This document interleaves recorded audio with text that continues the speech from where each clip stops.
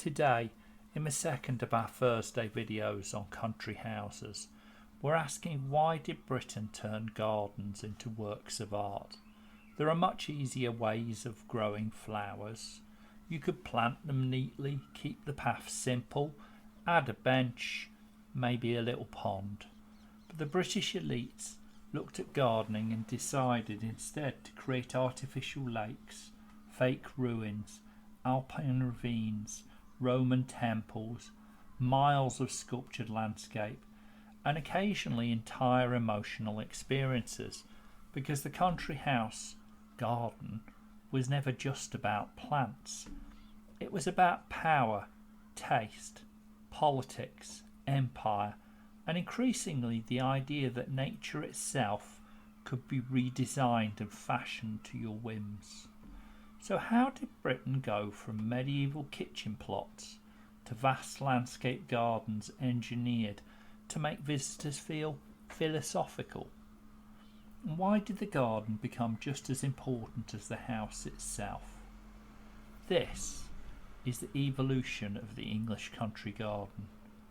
For most of history, gardens were practical. You grew herbs, vegetables, fruit, maybe some medieval medicinal plants if you were feeling ambitious. Beauty mattered, certainly, but survival mattered more. And that began to change in the late medieval and Tudor periods, when wealthy landowners started treating gardens as symbols of refinement and status. And over the next 500 years, those gardens evolved dramatically. The changes reflected huge shifts in British society. The Renaissance, the Enlightenment, the rise of empire, industrial wealth, and eventually modern conservation. In many ways, gardens became outdoor expressions of the national mood as the wealthy saw them. The medieval garden was enclosed and defensive. The Georgian landscape was rational and idealised. The Victorian garden became global, theatrical, and almost overwhelming. And through all of this, a distinctly British obsession to improve nature, or at least rearrange it attractively. So let's walk through the evolution of the country house garden, from Tudor courtyards to Victorian fantasy landscapes. And appropriately enough, we begin with a house where the garden was still secondary to the building. Little Morton Hall, the medieval enclosure. At Little Morton Hall, built largely during the 16th century, the garden still belonged firmly to the medieval tradition. This was not landscape gardening. The garden existed close to the house, enclosed within boundaries, and tied heavily to practical use.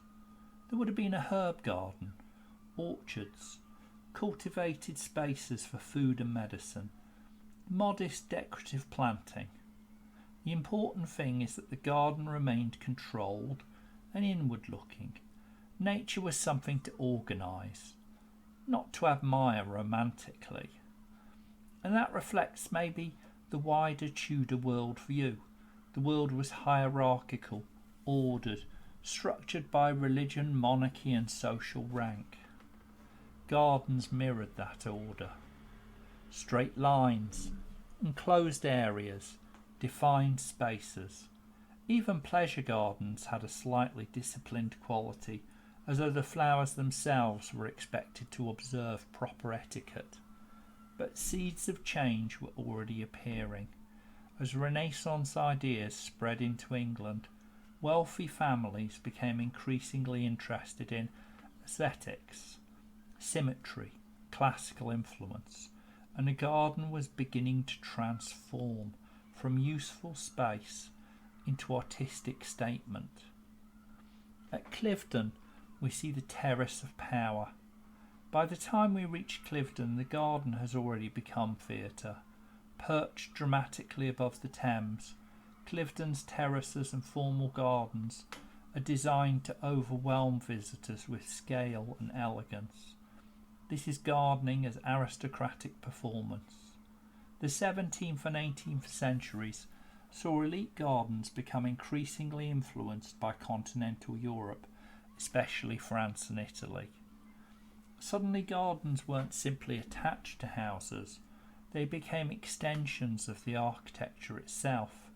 Terraces aligned with vistas, steps controlled movement, statues created symbolism. Every angle was carefully choreographed. The owner wasn't merely rich, they were demonstrating taste. And in aristocratic Britain, taste was essentially a political language. The garden announced, I am educated, I understand classical civilization, and can afford several acres of decorative landscaping that produce absolutely nothing useful but look ever so pretty. It's quite a flex. At Rest Park reveals something fascinating about British garden history. Much of it was imported. Its grand formal avenues and geometric layouts owe a huge debt to the French designs, particularly at Versailles. This is Britain looking outwards to Europe and borrowing aggressively, which the British upper class did constantly. They travelled abroad on grand tours, saw magnificent continental estates, and returned home determined to recreate them, preferably on an even larger scale. At Rest Park, symmetry dominates. Nature is disciplined into order. Trees become architecture, lawns become geometry. Perspective itself becomes part of the design. And this style would eventually provoke a backlash, because by the early 18th century, many British thinkers started deciding that formal gardens looked unnatural, which is a remarkable complaint considering what came next. Stowe Gardens, inventing the English landscape. Stowe Gardens changed everything. Here the English landscape garden emerged in full force. Instead of rigid geometry, designers created sweeping lawns, winding lakes, scattered trees, carefully staged views that appeared natural, except they absolutely weren't. Entire hills were reshaped. The village was moved. The river was redirected. A lake was made. Nature was now being engineered to look untouched. And this became one of Britain's greatest cultural exports. The landscape garden reflected Enlightenment ideas about reason, balance and harmony with nature. But it also reflected politics. The Whig aristocracy associated formal gardens with absolutist monarchy. The new English landscape became tied to ideas of liberty and natural order, which means lawns were now participating in constitutional debates. Sometimes history is wonderful. At Stowe Gardens became intellectual journeys.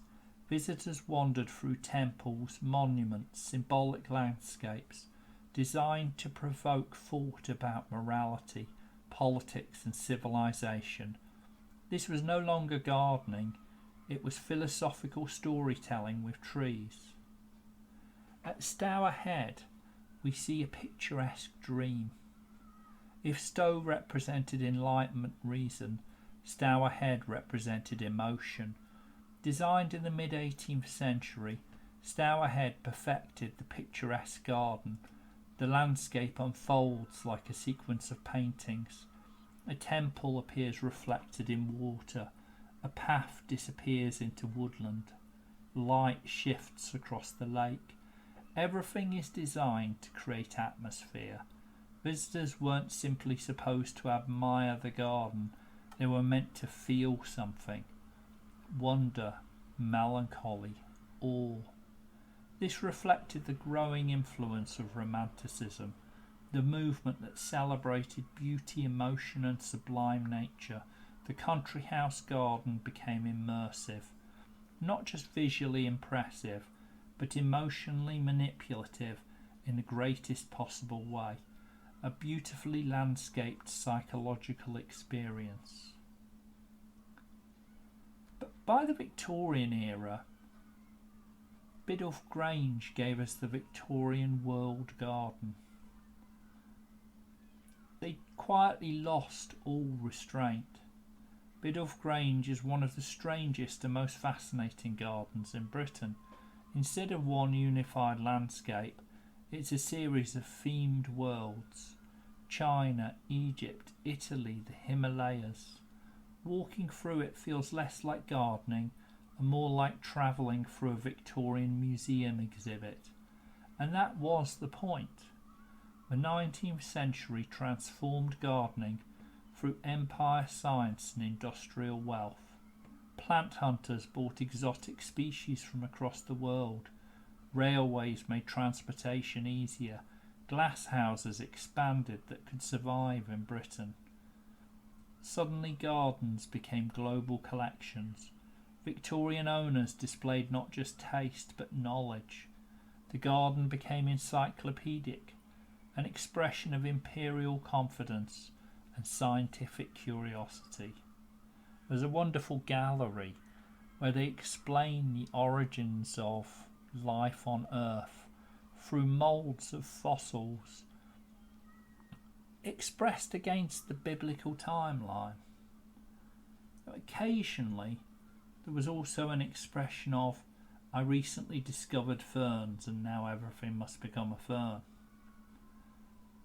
At Hinton Ampner we see the modern ideal. By the 20th century the role of the country house garden had changed once again. We see more restrained and carefully balanced approach. After the excesses of Victorian gardening, designers moved towards cleaner structures, stronger seasonal planting, and a closer relationship between the house and the landscape. Gardens became places to retreat, not demonstrations of imperial dominance. And after 2 world wars, many estates struggled financially. Many vanished entirely. Others survived through preservation efforts and organisations like the National Trust. The country house garden shifted from elite private symbol to public heritage tourist site. Today millions visit these gardens not to admire aristocratic power, but to experience beauty, history and continuity. Although admittedly also tea rooms and gift shops. So why did Britain turn gardens into works of art? Because gardens became mirrors of British society itself. At Little Morton Hall, the garden reflected order and practicality. At Cliveden and Rest Park, gardens projected aristocratic prestige and European sophistication. At Stowe, the landscape became philosophical. At Stourhead, it became an emotional, classical theatre. At Biddulph Grange, it became global and imperial. But by Hinton Ampner, the garden evolved into something quieter, a preserved ideal of beauty and national heritage. Across 5 centuries, these British gardens transformed from enclosed domestic spaces into entire designed worlds. Not because people simply liked flowers, but because gardens offered something uniquely powerful, the ability to reshape nature into a vision of civilization itself. The evolution of the country house garden tells the story of Britain in miniature, its politics, its ambitions, its empire, its anxieties, its changing relationship with nature, and perhaps that's why these gardens still fascinate us today. They're not wild landscapes, they're human dreams written onto the land. Sometimes they're rational, sometimes romantic, sometimes they're gloriously eccentric, which, come to think of it, is a good summary of British history altogether. Now, if you enjoyed this video, please do like and subscribe. We're still a small channel and it helps us a lot. And we're going to be back on Saturday with a very interesting and very different historic site.